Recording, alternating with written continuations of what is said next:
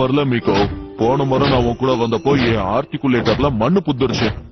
ஆனா ஊருக்குள்ள ஒரு மான்ஸ்டர் ட்ரக் ரேலி நடக்க போகுது. ஆப்டிமஸ், தடை செய்யப்பட்ட பேண்ட்ல இருந்து ஒரு சிக்னல் வந்துட்டு இருக்கு. ஒரு விண்வெளி கப்பல்ல இருந்து அந்த சிக்னல் வருது, அதுவும் நம்ம சூரிய மண்டலத்துக்குள்ள இருந்து. அது ஒரு ஆட்டோபாட்னு நமக்கு தகவல் கொடுக்குது.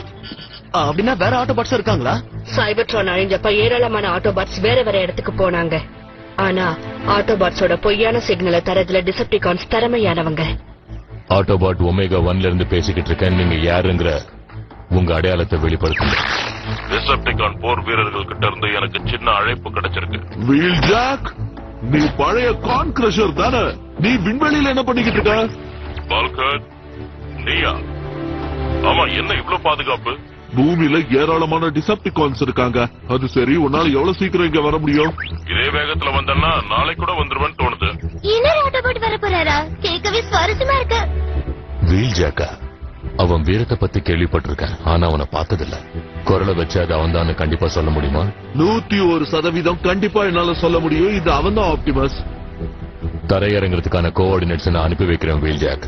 பத்திரமா